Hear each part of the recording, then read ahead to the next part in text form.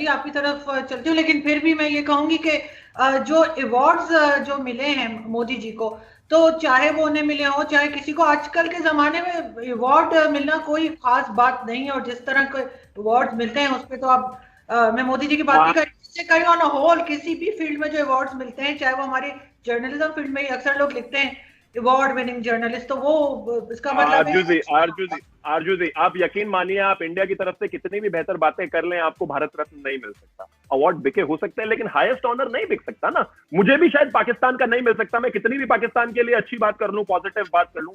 आप कहते हैं कि ठीक है, जर्नलिज्म के अवार्ड, ये अवार्ड, आईफा अवार्ड, वो सब बिका हुआ हो सकता है, लेकिन जब हम हाईएस्ट ऑनर की बात करते हैं which is decided by the president और prime minister of the country, तो नहीं इतना आसान है। आप मुझे अवार्ड देंगे क्या, बताइए? आप मुझे अपने न्यूज चैनल की तरफ से कोई अवार्ड दिलवा दीजिए, हो सकता है ऐसा पॉसिबल है? नहीं नहीं त्यागी जी, अगर अगर अमेरिका प्रेशर डाले अली किसी के ऊपर, सऊदी अरब के ऊपर, यूएई के ऊपर, तो क्या अवार्ड नहीं दे देंगे वो? मैडम जी, एक बात याद रखना, मोदी जी को जितने भी अवार्ड्स मिले हैं वो मुस्लिम कंट्री से मिले हैं, वो भी कलम 370 हटाने के बाद।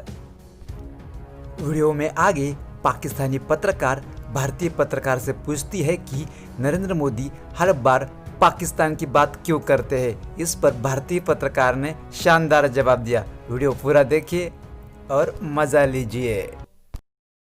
नरेंद्र मोदी जी ने अगर पाकिस्तान की बात की तो ये एक मेजर इशू था, क्योंकि कहीं ना कहीं आए दिन आतंकवाद, आए दिन बॉम्ब ब्लास्ट, आए दिन तमाम तरह की सीज़फायर वायलेशन, आए दिन ये चीजें होती थी। 2014 में हमने बड़ा सिंपल पॉलिसी अपनाया, पहले आपके पास प्यार से गए, आपने नहीं माना, उसके बाद हमने जवाब देना चालू कर दिया। आज देखिए मेरे देश में, कम से कम मैं बड़ा खुश हूं इस बात से कि 2014 के बाद से 2020 में आज कोई भी ऐसा पब्लिक प्लेटफॉर्म में, touch wood, by God's grace, कोई ब्लास्ट, कोई प्रॉब्लम कुछ नहीं है। चीजें बेहतर हुई, हमें डील करना पड़ा। भारत में मोदी सरकार आने के बाद पाकिस्तान को एक के बाद एक ऐसे झटके मिले कि उसके बाद पाकिस्तान भारत के साथ पंगा लेने का सपने में भी नहीं सोच सकता। तो चलो जानते हैं भारत ने पाकिस्तान को कब कब और कैसे कैसे सबक सिखाया। आपने हमारे साथ कोशिश की, पठानकोट में सारी चीजें हुई, हम सर्जिकल स्ट्राइक लेकर पहुंच गए, आपने फिर से किया, हम एयर स्ट्राइक लेकर पहुंच गए, आपने तमाम तरह की चीजें की, हम पहुंच गए, क्योंकि पाकिस्तान ने और पाकिस्तान की जो एक जो प्रॉक्सी वॉर जो था, आतंकवाद ने जिस तरह से मेरे देश को डिस्टेबल करने की कोशिश की, वही एक सबसे मेजर और सबसे इंपॉर्टेंट इशू था जिसको रिजॉल्व करना था। मेरे देश के प्रधानमंत्री ने सबसे पहले आते ही वो किया। आप इसको फेनेटिक कह सकते हैं, लेकिन ये मेरे देश की रियलिटी थी, और उसके बाद से हम कहीं ना कहीं सुकून में है। एटलीस्ट मेरे देश पर आज आतंकवादी हमले नहीं हो रहे। एक बात, भारतीय पत्रकार के शानदार जवाब के बाद पाकिस्तानी पत्रकार ने पूछा, क्या भारत हमारी ऐसे ही बजाता रहेगा, कभी हमसे बात नहीं करेगा? तो इस पर भारतीय पत्रकार ने कैसा शानदार जवाब दिया, चलो देखते हैं। लेकिन फिर भी मैं यही कहता हूं कि हाँ, गुंजाइश अभी भी है, बात जरूर हो सकती है, इसमें कोई दो राय नहीं है। क्यों नहीं हो सकती? बिल्कुल हो सकती है। किसका क्या कैंपेन है, उस बेसिस पर कोई भी इंटरनेशनल रिलेशनशिप ड्राइव नहीं होते, ये आप भी मानेंगे। आप बेशक चाहे इलेक्शंस में क्या है, क्या चीजें होती हैं, उसके बाद कहीं ना कहीं आपको एक टेबल पर बैठकर एक कम्युनिकेट तो करना ही पड़ेगा। और जैसा कि आपने कहा कि अगर हम कम से कम इतना करें कि अगर एक दूसरे के साथ बिजनेस नहीं कर सकते या फिर एक अच्छे रिलेशन में नहीं रह सकते, तो एक दूसरे के इश्यूज में टांग अड़ाना छोड़ दें। मेरा ख्याल ये इम्प्रैक्टिकल बात है। जब हम इंटरनेशनल लेवल पर पहुंच जाते हैं, ये पॉसिबल ही नहीं है, क्योंकि हमारी जो टाइज है ना, वो इतना उलझी हुई है। अब 47 से पहले तो एक ही देश था, अब दोनों में ज़ील भी बराबर है, लड़ाई करने का जज्बा भी बराबर है, सारी चीजें बराबर है, पीछे हटने को कोई भी तैयार नहीं, वो तमाम तरह की चीजें जो है, तो बेहतर है कि हाँ बात हो। जैसे अब जैसे पाकिस्तान की आपने एक छोटा सा एग्जांपल मैं आपको देता हूं। जब आपके यहाँ पर बॉम्ब फटा था स्कूल में, यकीन मानिए हिंदुस्तान में शायद 100 में से 70% लोगों ने जरूर मतलब रोए होंगे लिटरली, कि वो इतनी भयावह पिक्चर्स थी। वो सेंटिमेंट जनता आपकी है, चाहे जनता हो, चाहे जर्नलिस्ट हो, चाहे आपकी साइड के हो, चाहे मेरे साइड के हो, कोई लड़ाई नहीं करता, कोई एक दूसरे से नफरत नहीं करता। लेकिन अल्टीमेटली जब ऐसी कोई सिचुएशन आती है, तो चाहे जनता हो, चाहे जर्नलिस्ट हो, चाहे पार्टी हो, उसको अपने देश के साथ खड़ा होना ही होता है। लेकिन आपस में कोई बिटरनेस नहीं है। हाँ, अगर हम बात करें पॉलिटिकल लेवल पर, बहुत जरूरी है चीजों को चेंज करना, और शायद जल्दी होगी भी। नहीं आप ठीक कह रहे हैं। ऐसा तो खैर जब हमारे यहाँ भी रिसेंटली प्लेन क्रैश हुआ था कराची में, तब भी इंडियन मीडिया ने बहुत कवरेज दी थी।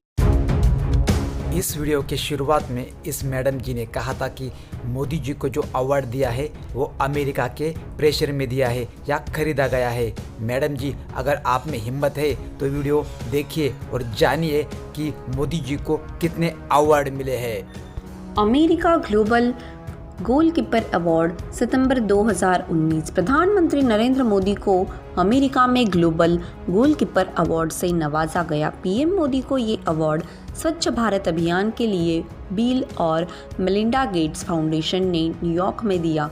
अगस्त 2019 को प्रधानमंत्री नरेंद्र मोदी को बहरीन में King Hamad Order of the Renaissance पुरस्कार से सम्मानित किया गया। मोदी को यह सम्मान बहरीन के किंग हमाद बिन ईसा बिन सलमान अल खलीफा ने भारत के खाड़ी देशों के साथ मित्रता को मजबूत करने व द्विपक्षीय संबंधों को बढ़ाने की मान्यता के तौर पर दिया। पीएम मोदी बहरीन की यात्रा करने वाले पहले भारतीय प्रधानमंत्री भी बने। मालदीव निशान इज्जुद्दीन पुरस्कार जून 2019। मालदीव ने भारत के प्रधानमंत्री नरेंद्र मोदी को अपना सर्वोच्च नागरिक सम्मान निशान इज्जुद्दीन देने की घोषणा की। यह पुरस्कार मालदीव का सर्वोच्च सम्मान है जो विदेशी गणमान्य व्यक्तियों को दिया जाता है। गौरतलब है कि भारत पड़ोसी देश पहले की नीति के अनुसरण कर रहा है और पीएम मोदी मालदीव के साथ द्विपक्षीय संबंधों को अधिक ऊंचाई तक ले जाने में सफल रहे हैं। रूस Order of Saint Andrew the Apostle पुरस्कार अप्रैल 2019। रूस ने प्रधानमंत्री नरेंद्र मोदी को रूस के सर्वोच्च सम्मान Order of Saint Andrew the Apostle से नवाजा। रूस ने पीएम मोदी को ये सम्मान रूस और भारत के बीच विशेष रणनीतिक भागीदारी को बढ़ावा देने के लिए प्रदान किया। यूएई ऑर्डर ऑफ जायद 4 अप्रैल 2019 को प्रधानमंत्री नरेंद्र मोदी को अपने सर्वोच्च नागरिक सम्मान ऑर्डर ऑफ जायद ने नवाजने का फैसला किया। मोदी यह सम्मान पाने वाले पहले भारतीय हैं। प्रधानमंत्री मोदी को यह सम्मान भारत और यूएई के आपसी संबंधों को मजबूत करने के लिए दिया गया। अक्टूबर 2018 प्रधानमंत्री नरेंद्र मोदी को दक्षिण कोरिया में सियोल शांति पुरस्कार प्रदान किया गया। पीएम मोदी को यह पुरस्कार भारतीय और वैश्विक अर्थव्यवस्था के विकास में योगदान के लिए दिया गया। वह इस पुरस्कार को पाने वाले पहले भारतीय बने। सितंबर 2018 नरेंद्र मोदी को संयुक्त राष्ट्र के सर्वोच्च पर्यावरण पुरस्कार चैंपियंस ऑफ अर्थ अवार्ड से नवाजा गया। जून 2016 नरेंद्र मोदी को अफगानिस्तान के सर्वोच्च नागरिक सम्मान आमिर अमानुल्लाह खान पुरस्कार से सम्मानित किया गया।